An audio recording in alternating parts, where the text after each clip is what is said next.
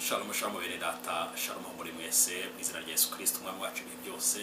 Ndabashuje amahoro y'Imana abane namwe aho muri mwese mu mpande zitandukanye z'isi, hano muri Amerika, i Burayi, Aziya, Australia no muri Afrika.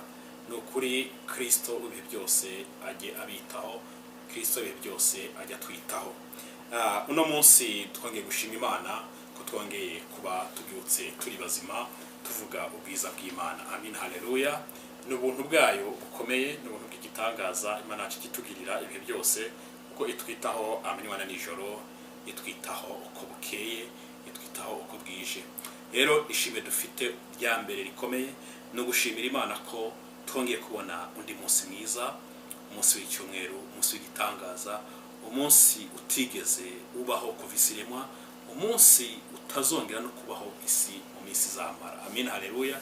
N'ubuntu rero n'imbabazi Imana yacu ibitugiriye ibihe byose, kandi gitwitaho uko bwabwiye amanywa na nijoro, yirengagije byinshi tuba twaciyemo, ibyaha tuba twakoze, ibintu bitandukanye, ariko ikongera kuduha umunsi mwiza kugira ngo tuze imbere yayo dushime ubuntu bwayo, dushime ibyidukorera. Muri make uno munsi ikiganiro cyacu turi buganire nkuko maze imisi babwira, maze imisi ishima Imana ku bintu maze imisi nkorera. Burya nubwo umwana muntu ngo ndashaka gukora ibyiza iyo akantanya imbere, nubwo tuba turi mu byishimo by'ibyiza Imana idukorera cyangwa se ibyishimo mu buzima busanzwe, ariko ntikibuza ko Satani ajya aba umurwanyi mu bintu byose kugira aguteshe umutwe, cyangwa se aneshe umutwe, cyangwa se twebwe muri rusange aduteshe umutwe, akajya duteza utubazo cyangwa se ibibazo. Amen, haleluya. Uno munsi rero muri kano kanya nkuko maze imisi babwira, nongeye gushima Imana cyane, nongeye gushima Imana ku bw'ubuntu bwayo. Mu minsi ishize mu byumweru nka bibiri nababwiye ko nagize ikibazo, imashini ari nkasa urutoki iruciye rwose, Imana ikora ibitangaza. Ariko uno munsi nshima Imana ko murabona kigano cy'uno munsi tugikoze, nta bendeje nambaye, nta bifuko nambaye, ibifukisho whenever, ariko Imana ihabwa icyubahiro. Nabya ko n'indodo bazivanyemo, umeze neza, nshima Imana. Ubu n'ahantu harwaye, niko kurwaza inkovu, nubwo hakiri mu babare, ariko ni inkovu ngira murabireba, ni inkovu gusa, ariko Imana igomba kuhakiza. Amen. Ubu meze neza, nshima Imana rero. Nicyo shimira Imana, nje gushimira Imana ibindi byose nyuma yo kumpa umunsi. Mwongera kwishimira kuno munsi, mbwira bene data muri mwese mwafashe gusenga mubati uzakira, Imana irahari rwose, Imana irahabaye. Ubu urutoki rwanjye ni ruzima, ruranafonctiona bien, nta kibazo na kimwe rufite. Nkuko nababwiye rero uno munsi bene data, kubw'ibyo bintu byose tujya duhura nabyo, nibijya bishaka kutukirishi, bishaka kujya kugira bitunanize, bibe byatuvana aho turi, bituvane aho tugeze mu bwiza bw'Imana, mu byiza by'Imana, dore yo kabyara kigidukorera byinshi kandi bishimishije. Amen. Uno munsi ndashaka ko tuganira ku muntu bita Namani. Ku muntu bita Namani. Turagana kuri Namani, ariko ntabwo duhagararaho, ahubwo dushaka turi buganire ikintu cyitwa ijambo rimwe. Uko waba uri kose, uko byaba ukora byose, ariko ugeza ukumva ijwi ry'Imana, icyo rigukoreye, icyo rigushakaho.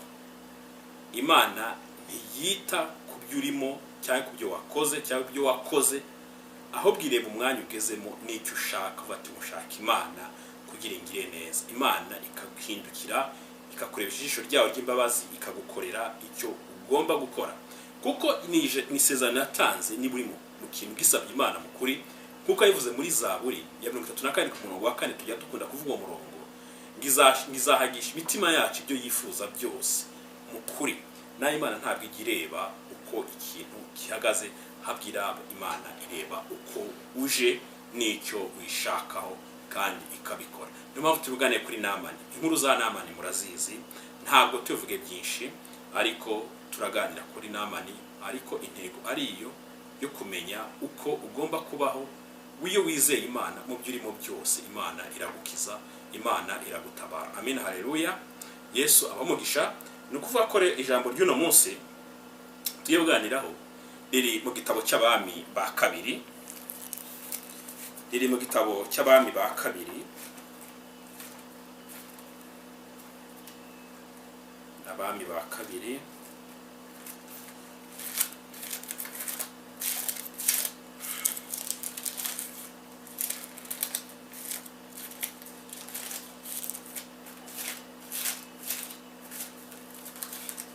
abami ba kabiri,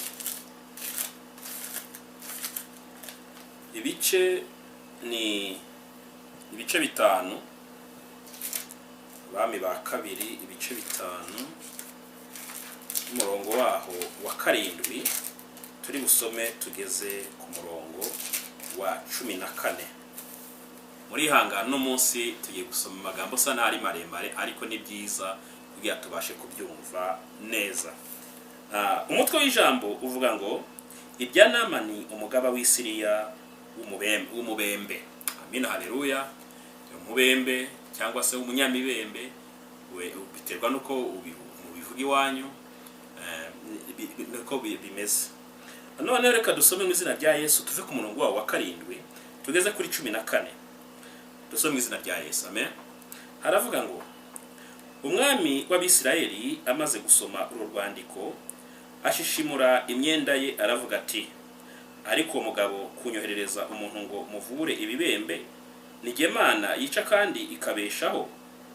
Nuko nimubitekereze ndabinginze mumenye ko ari ukunyiyenza ari ukunyendereza.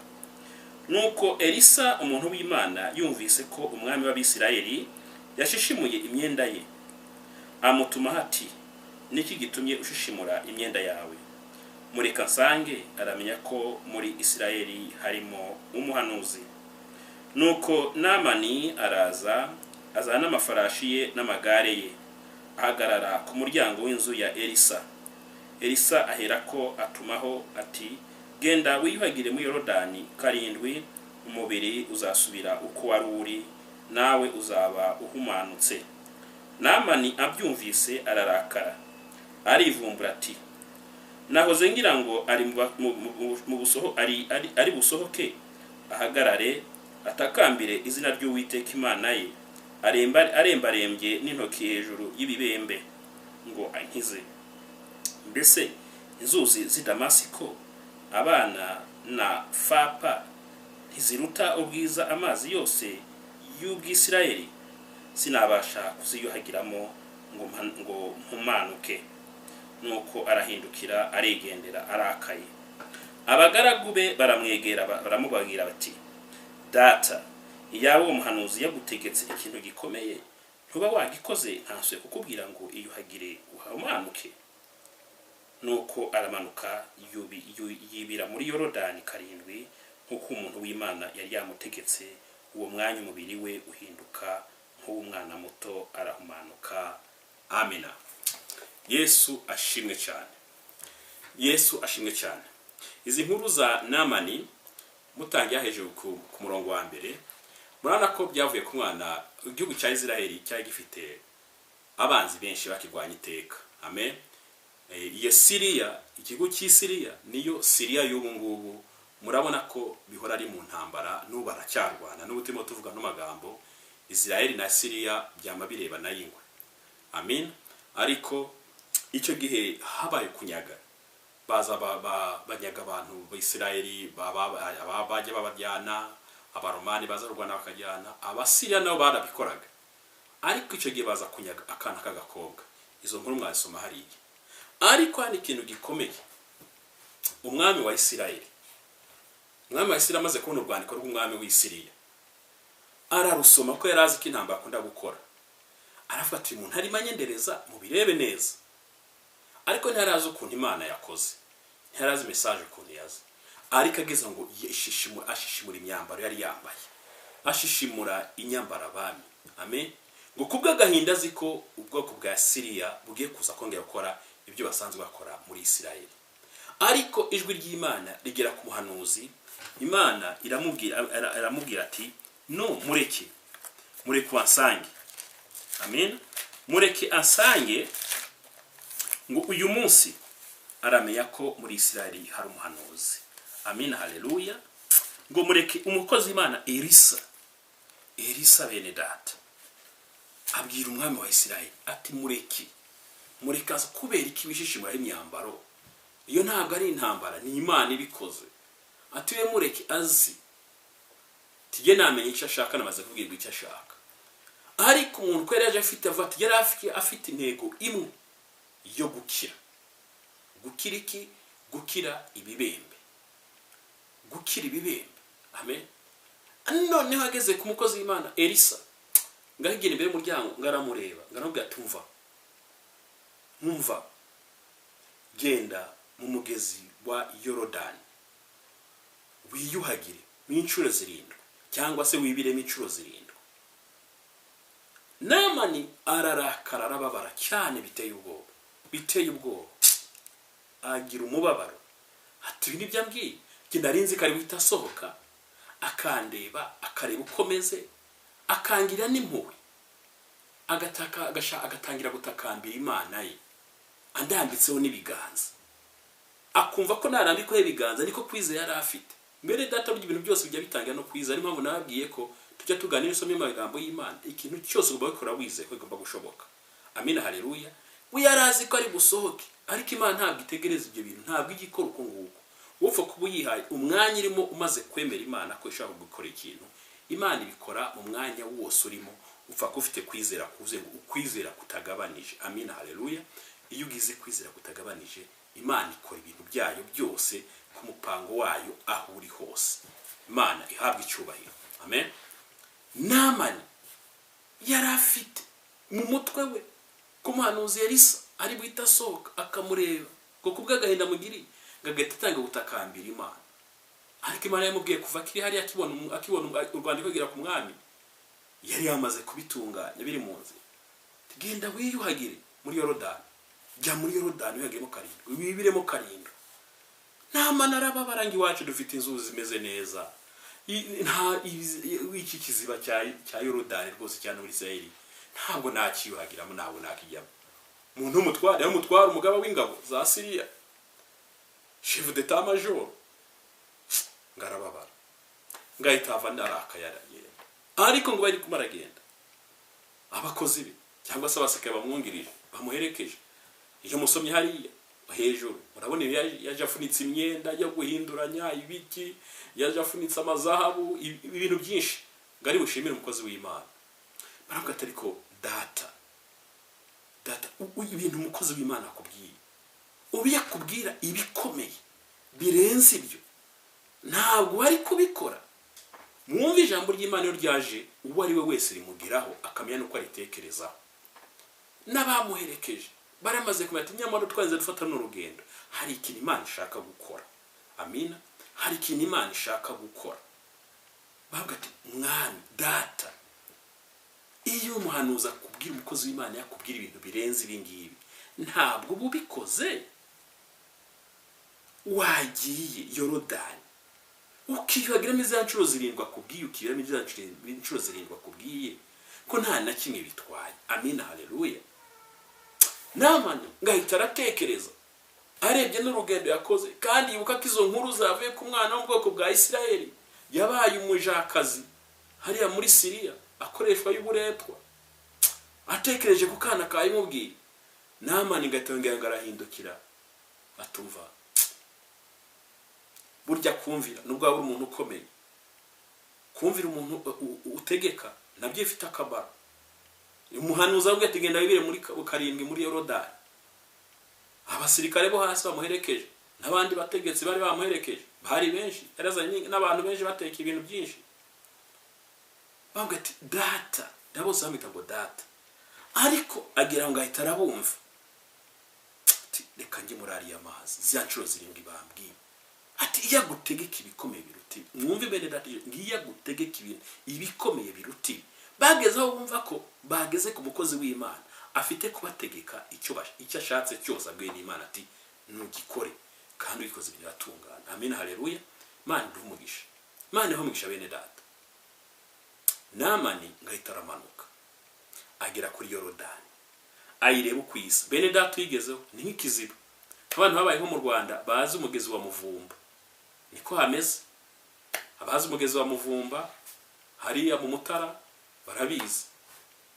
Ubwo no ntanze urugero cyangwa se rekavuge Nyabarongo. Amen. Nta mazi ari akasa neza, ameze neza, nta rwondo rurimo ariko irangi nka kuri. Amen. Abo reba ngari kuvati ngahita manukamo. Namani kubwo araje afite kwizazi kari bukire. Cyagize aramwinjira amatereka ngende mbikore. Burya agarutse vateka nge kubikora. Wari umwuka w'Imana umusunitse. Tinyamuneka waje utaka waje kuntakambira ye uhora Imana. Genda ukore icyo ubwiye n'umukozi wanjye. Amen. Burya umwuka yamujeho ni kuri umwuka ujye ukora mu umwuka akakwemeza. Umwuka yaramwemeje twarinze ufata urugendo. Umukozi wanjye akakubwira igihe nayimubwiye. Abakozi bawe bakubwira ati bikore kuko niyo utegekwa ibikomeye birenze ibingibi wakagombye kubikora kuko waruze cyuje gushaka. Naye mwene data ibintu urimo byuza umenye icyo ugiye gushaka ku Mana. Umutima wawe ufite kwizera 100%. Imana irabikora. Amen. Haleluya. Namani ngo yibiramo inshuro ya mbere. Yava mu mazi agahita yireba mu mubiri. Kuko nta nakamwe kavuye ibyari biri hose. Abo baraho baramushungereje abatware be abantu bategeka abategetsi baraho. Namani yibiramo bwa kabiri. Avamo arebye asanga nta cyahindutse. Nama yibira bwa gatatu. Avamo arebye abona wapi. Namani yibiramo inshuro ya kane. Avamo arebye abona wapi. Namani yibira inshuro ya gatanu arebye abona nta cyavuye. Namani ngo yongera kugira kwizera guke nka kumwe Petero yagize igihe Yesu amubwiye ati Petero we ati amaje kwazanga ariko Yesu ngo ubunange ngo nagenda ku mazi ngahagara ku mazi nko kuhagaze. Yesu avuga ati rwose wabishobora. Ati nta kivunanye kirimo. Kubera iki bisaba kuba wizeye ukizera Imana kiri gukora. Ariko Petero avama afite rwose afite confidence kagiye kunyura ku mazi rwose yuzuye. Atambuka intambuko ya mbere, iya kabiri, iya gatatu. Amaze kuva ku bwato ageze ku mazi neza bwato abuze nkari. Kwizera arahagurukanye mu bwato gutangira kugabanuka. Arebye naho Yesu ahagaze. Ngari ko byahinduka. Ubu ntabwo nahitibira muri ano mazi. Kwa kwizera aragupa. Iyo ugiye mu kintu cy'Imana, umaze bati Imana ngushaka kino kintu, genda gushaka icyo kintu ku Mana, wuzuye ntiwigere ugabanya kwizera kwawe. Kuko Imana ivuga ijambo ry'Imana ngo ikintu dushaka cyose ntitugire kwizera gucagase. Ntitugire kwizera gucagase. Amen. Haleluya. Tugire kwizera kuzuye. Ntibyatinze Petero mu kanya gato kwa kwizera kwa imaze kugabanuka ahita atangira atangira kwibira mu mazi, atangira kumanuka. Ahita Yesu we ngo ntabara kubera iki? Agati kubera kwizera bukikwanyu ntabwo bishobora gushoboka. Tujye tugira kwizera gukomeye. Namani nawe ageze ku nshuro ya gatanu abonye nta kivuye. Nama atangira gutekereza ashaka kwivira mu mazi. Tiyo ntabwo bishoboka. None se inshuro 5 nta nakantu nakamwe kavuyo. Ibibembe murabizi ko bitonda ku mubiri. Amaso, umubiri wose. Inshuro 5 nta nakamwe kavuyeho. Ubishuro 2 zisigaye ibi birarangira ko ku mubiri wose. Yumva ko najyamo rimwe hari bigomba kuvaho, nakajyamo 2 ibindi bikavaho, yajyamo 3 ibindi bikavaho kane. Kugera kubigera kuri 7 basigaye nibura nka dutana ari kubona tudusebe ku mubiri. Ariko inshuro ya 5 asanga nta nakamwe kari kuvaho. Abasirikare abategetsi bamuherekeje. Nyaboneka ntugabanye kwizera. Komeza ugire kwizera kuzuye. Hongera inshuro 2 zisigaye, hongera umanukemo. Baramwingiye basigaye baramwegera ati manuka. Mwuka wera bakora amati mumubwira na manuka. Hasigaye inshuro 2 nyaboneka. 5 zirangiye 2 nizo zikunaniye. Namani abayibiyemo inshuro ya gatandatu. Ntabwo azamutse abona nta kigenda. Amen. Haleluya. None inshuro ya nyuma ya 7 Namani ngo yamanukanye imbaraga. Ngo yahise areba mu ijuru. Areba mu ijuru Namani. Giye gusoma isomo ya teology. Namani yahise areba mu ijuru ku nshuro ya 7. Naba nkutakira Imana ati Mana hazigaye inshuro imwe. Niko yibwiye mu mutima ati hazigaye inshuro imwe. Mana nkorera igitangaza. Nakwizeye. Naje ku butaka bwawe, naje aho watoranije. aho watangiye isezerano, ngareba mu ijuru inshuro ya nyuma ya karindwi Namani yahise amanukamo afite imbaraga. Amin. Afite imbaraga amanukamo ngazamutse. Amin. Haleluya. Azamutse asanga umubiri we wose. Ijambo ry'Imana ritubwiye ngo umurongo wanyu 14 tusubiremo. Amin. Haleluya. Ngo nuko aramanuka yibira muri Yorodani karindwi nkuko umuntu w'Imana yari yamutegetse. Uwo mwanya umubiri we uhinduka nk'umwana muto arahumanuka. Amina. Namani kushaka iduka yamaje kurama inshuro arangarangamiza ubwami bw'ijuru. Afata Imana naje ndi imbere yawe. Reba inshuro 6 zirarangiye. Hasigaye inshuro imwe. Man nyiyereka kuri Imana ikomeye ya Isirayeli. Amina. Haleluya. Amanutsemo ngahita azamuka afite umubiri ngo w'umwana muto. Amina. Haleluya. Umwana muto ngo kandi noneho ngo icya kabiri icyo cyari cya mbere gikoretse nk'umubi ahita hagumira nk'umwana. Icya kabiri gikoretse ngahita arahumanuka. N'ubwo ahise ahumanurwa ku buryo ngwara ntabwo yayishoboye kongera kuba yazamufata mu buzima bwe yari asigaranye bwo kubaho. Yahise ahumanuka kuri icyo kintu. Ibintu bibiri bitabikorekera icyarimwe. Yarakize ahaga umubiri nk'umwana muto. Icya kabiri nahita aranahumanuka. Amina. Haleluya. Imana dufashe, Imana tugire neza, Imana y'ubuntu n'imbabazi. Ihabwe icyubahiro. Nukuri ni Imana y'ubuntu n'imbabazi ikomeye cyane. Nuko uvuga hano Imana yacu uko ikora ni Imana y'ubuntu n'imbabazi. Imana igira neza. Wowe ahantu uri hose ujye umenya ko Imana iyo ugihaye ntabwo igireba aho uvuye, aho uri, uko bimeze, ireba ko hari icyo yishakaho. Amina. Haleluya. Imana yacu ihabwe icyubahiro. Imana ishirwe hejuru kuko niyo idufitiye ibintu byose, idufitiye imigambi yose. No kuvuga rero, mwene data icyo uzaba urimo cyose ugashaka Imana kikigufashamo, jya ucinjiramo ube nka Namani ufite confidence. Yaragene ubwo byamunari byaduhura n'ibitunaniza bikaduca intege kugira ntitugire aho hantu dushaka. Namani ariko byarangiye ageze ku cyo yumvaga yashaka. Amina. Imana idufashe. Hano rero isomo dufite tugomba gukuramo ni iryo ryo kwizera Imana mu cyo tuyishakaho tukagira confidence. Kuko iriya nshuro ya karindwi Namani yibira muri amugezi wa Yorodani yabaye inshuro ikomeye kuko yabanje kurangamiza ubwami bw'ijuru. Ni ikintu gikomeye cyakoretse kuri ya munsi.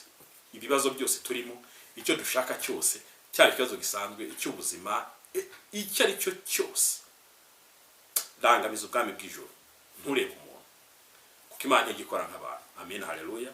Imana izatugira neza kandi Imana nawe izakugira neza. Twembi izatugira neza nituyiyambaza. No kuva rero kandi urebye Namani n'izina rye ni naryo ikisobanuro rifite. Ubundi izina Namani isobanura kugira umunezero muri wowe, cyangwa se mu Giswahili kuwa na furaha. Mu Cyongereza ndagenekereje avuga ngo be pleased. Kugira umunezero. Natwe dushaka tujye dushaka umunezero.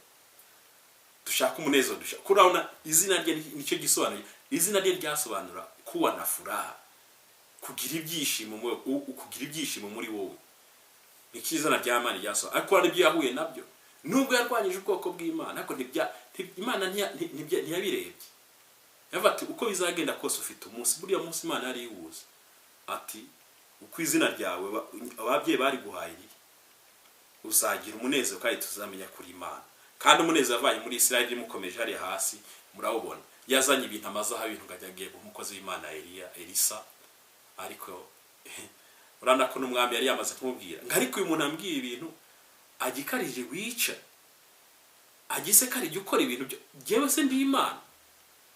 Elisa narambwiye tuva mwene data ntabwo ari igugukishije ni Imana yo mu ijuru ya karindwi handi yabanje kurangamiza nawe yaza kubira ati buriya ari narangamije hari ikintu gikomeye ariko ntabwo arazi by'Imana yarayobowe mukomeze ntari mukomeze urazi ko yavuga ati none ubwo wanza no mashimwe nagushikana nakuzanye ukabubyanze bigende bite ngaretara musaba ngo va mukozi w'Imana tukwanze ibyo nakuzanye ngo ngushimire kubwishimo basi nagiraga unyemerere ubutaka bwa Isirayeli ubutaka Imana yahezagiye iyi butaka Imana yahaye umugisha wambabariye nkatwara igipfunsi kitaka ryaho nkarigendana nkaba ndifite nkajya ndireba ngo nkamenya ko muri Isirayeli hari Imana rwose ikora imirimo Imana y'igitangaza mukozi Imana Elisa ati rwose uko bishatse bikurwa nguko